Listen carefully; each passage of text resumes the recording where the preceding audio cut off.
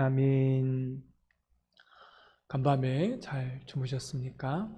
날씨도 많이 풀어지고 앞으로 추운 날씨보다는 덜 추워서 우리 새벽에 나오시는 분들이 따뜻하게 예배 드렸으면 좋겠습니다. 오늘은 지식이 아니라 사랑입니다 라는 제목으로 하나님 말씀을 나눕니다. 어제까지는 고린도 교회 안에 수많은 음행의 문제를 다루면서 가정이 어떻게 꾸려가야 되는지 말씀을 나누었습니다. 오늘부터는 우상의 문제입니다. 고린도 도시 안에는 엄청난 신전들이 빽빽이 자리 잡고 있었습니다. 여기에서 우상 숭배가 이루어졌고 이 우상에게 바쳐진 제물을 먹어도 되느냐라고 하는 질문이 고린도 교회 안에 있었던 것입니다. 우리말로 하면 제사 음식을 먹어도 되느냐라는 겁니다. 옆집 사람이 제사 드렸다고 음식을 가져왔는데 그걸 먹어도 되느냐라고 하는 것입니다. 이런 질문을 하게 된 거예요. 이 당시에는 모든 고기가 다 이방 신전에서 우상 숭배 가운데에 사용되어진 고기가 시장에 유통되었던 시대였습니다. 그 당시 고기를 먹는다는 것은 다 우상 숭배하고 난 다음에 그것이 바로 시장에 나왔던 것이기 때문에 고기를 먹는 것이 우상 숭배했던 그런 음식이었던 것입니다. 이 당시의 분위기는요, 예수님을 믿는 사람에게는 장사할 권리도 주지 않았고 또 그 장사하는 곳에 가서 물건을 살 수 있는 권리도 없었습니다. 얼마나 힘들었겠어요. 장사도 못하고 사는 것도 제대로 못 살 정도로 핍박이 있었던 시대의 그런 상황이었습니다. 그래서 로마 시대에 보면 살 수가 없으니까 예수님을 믿는 사람들은 지하 그 카타콤에 들어가서 산 것입니다. 그 캄캄한 지하 도시에 들어가서 300년을 살게 된 것입니다. 왜냐하면 정상적으로 도시 안에서는 살 수가 없기 때문에 그런 것이죠. 그런 시대적 배경 속에서 제사 음식을 먹을 수 있느냐라고 하는 그런 질문을 고린도 교회 안에서 하고 있는 것입니다. 그런데요, 이런 질문을 했을 때 사실은 믿음이 성숙한 사람에게는 아무런 문제가 되지 않았습니다. 그리고 그들은 그 제사 음식을 먹었습니다. 그런데 문제는 뭐예요? 믿음이 연약한 사람들이었습니다. 금방 개종한 사람이 있었고 또 심지어 우상 신전에서 영적으로 시달리다가 그 모든 우상을 다 끊고 기독교로 개종한 사람들이 고린도 교회 안에 있었습니다. 자기는 이 우상의 소굴에서 죽음을 각오하고 빠져나왔는데 교회에 가보니까 예수님을 믿는 사람들을 보니까 그 우상의 고기를 아무렇지도 않게 먹고 있었다는 것입니다. 이러한 문제가 고린도 교회 안에 발생하게 된 것입니다. 여러분, 이것은 고기를 먹느냐 먹지 않느냐의 문제가 아닙니다. 이 문제는요, 믿음이 연약한가 믿음이 견고한가 라고 하는 그런 문제.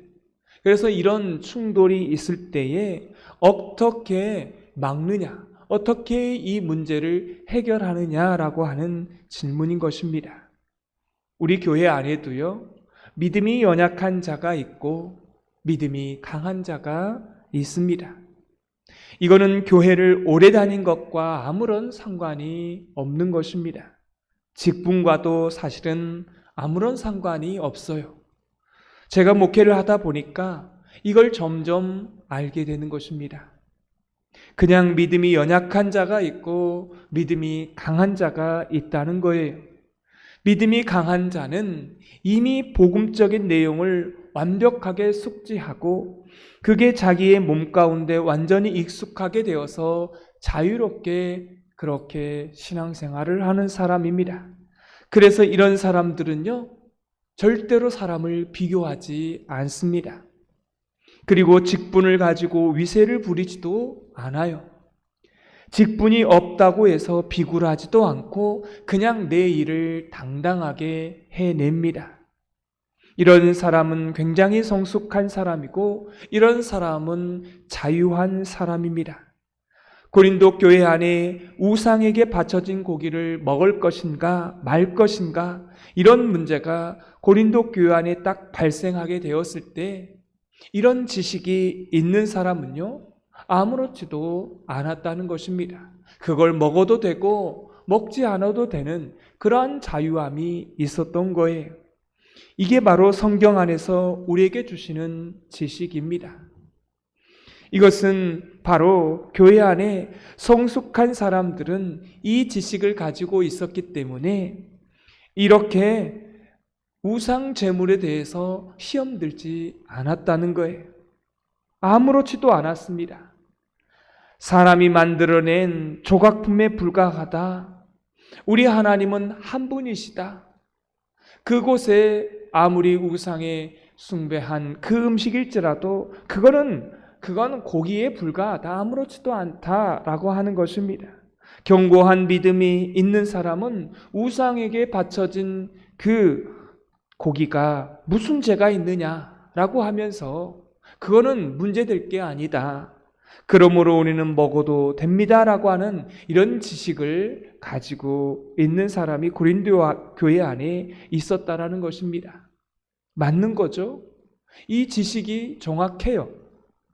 그게 바로 4절 말씀에 나와 있습니다. 우리 4절 말씀을 다 같이 읽겠습니다.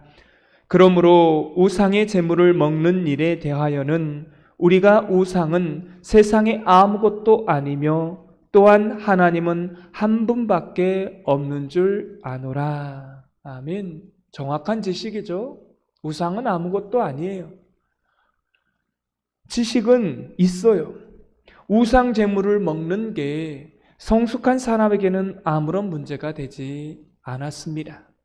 먹는데 아무 거리낌이 없었다는 거예요. 더 놀라운 사실은 사도 바울도 고기를 먹었습니다. 이 논쟁이 있기 전에 사도 바울도 고기를 먹고 아무런 거리낌이 없었습니다. 아무런 문제가 없었어요. 이런 지식이 정확한 지식이었던 것입니다. 그런데요, 문제가 생긴 것입니다. 이 연약한 자들은 우상의 소굴 속에서 빠져나온 사람은, 기독교로 개종한 사람은 이제 우상에서 막 벗어나서 교회에서 나왔는데 이런 일이 벌어지게 된 것입니다.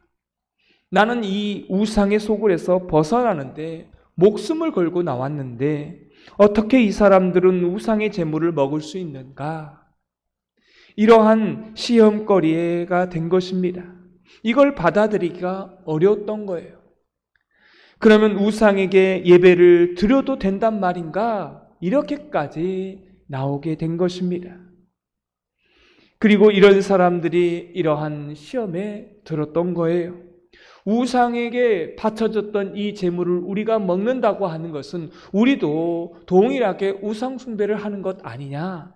이렇게까지 받아들였던 것입니다. 7절 말씀 우리가 다 같이 읽도록 하겠습니다. 그러나 이 지식은 모든 사람에게 있는 것은 아니므로 어떤 이들은 지금까지 우상에 대한 습관이 있어 우상의 제물로 알고 먹는 고로 그들의 양심이 약해지고 더러워지느니라.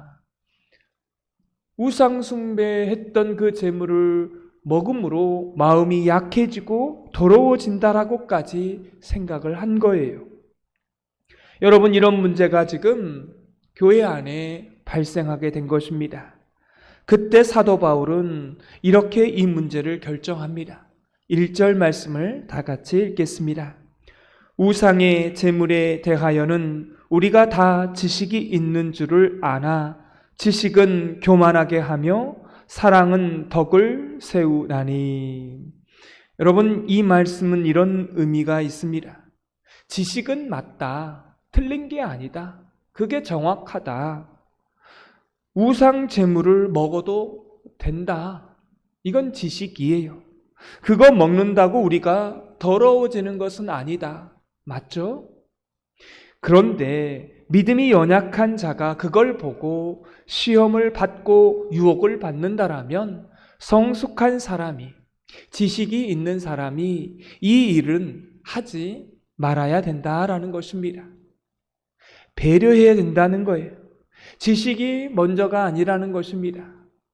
지식이 틀린 게 아니에요. 맞아요. 하지만 교회 공동체 안에는 배려와 사랑이 먼저라는 것을 말해주고 있는 것입니다. 또 한 가지 이유가 있습니다. 사랑이 무엇입니까? 다 할 수 있지만 자기 자신을 제한할 줄 아는 사람이 진짜 사랑이 있는 사람입니다.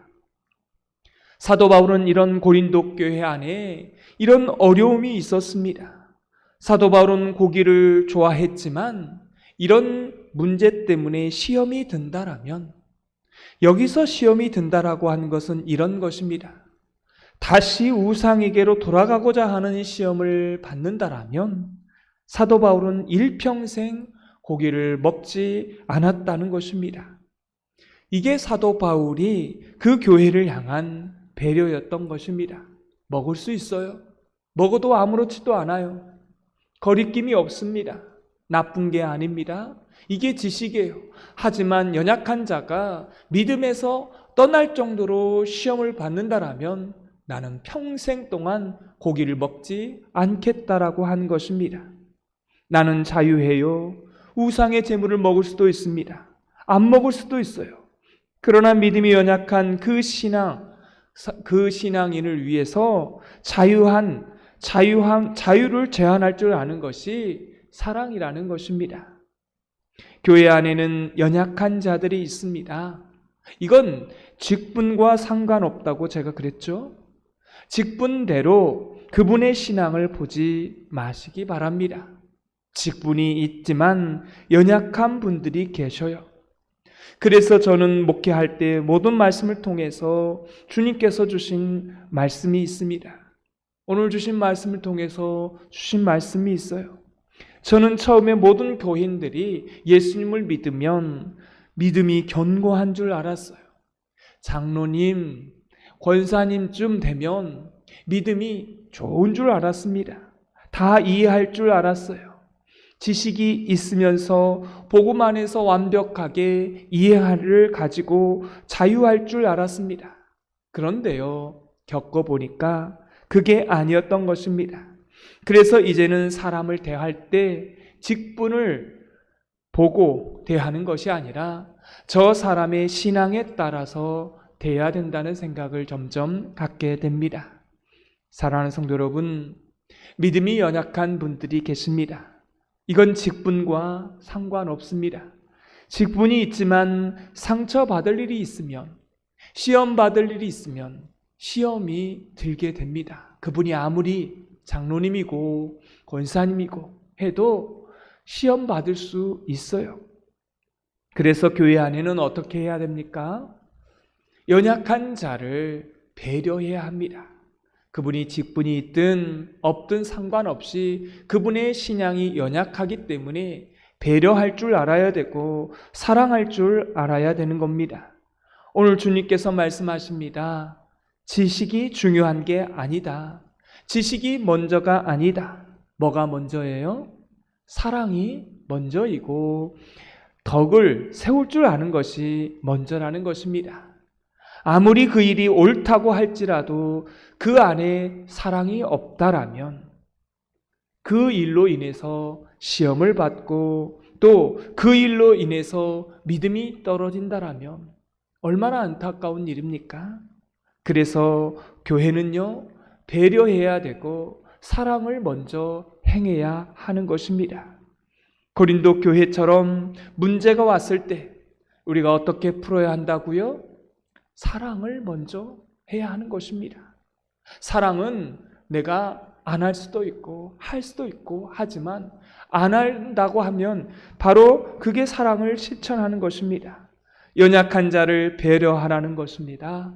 문제를 그렇게 우리가 풀어갈 때 그 공동체는, 그 가정은, 그 교회는 건강하게 세워져 가게 될 줄 믿습니다. 우리 교회가 그렇게, 또한 여러분의 가정이 그렇게 건강하게 세워져 가게 되기를 주님의 이름으로 축원합니다. 기도하겠습니다. 하나님 아버지, 우상에게 바쳐진 제물을 먹는 그 일 때문에 연약한 자가 시험을 받아서 나는 평생토록 고기를 먹지 않겠다라고 하는 그러한 고백을 사도 바울이 했습니다. 하나님, 우리 가운데에 이러한 문제가 있을 때에 지식이 있어도 사랑을 먼저 실천할 수 있는 저희들 되게 하여 주옵소서. 연약한 저를 먼저 세워줘서 그 공동체가 건강하게 되기를 원합니다. 지식을 앞세우기보다 사랑을 먼저 실천하게 하시고, 직분이 믿음이 척도가 아님을 알고 직분이 있어도 연약한 자가 있다라면 그 연약함을 보고 연약한 자를 또한 세워줄 수 있는 그러한 사람이 될 수 있도록 오늘 하루가 그렇게 사랑을 나누고 배려할 줄 아는 그러한 한 날이 되도록 하나님 인도하여 주옵소서. 예수님의 이름으로 기도드리옵나이다.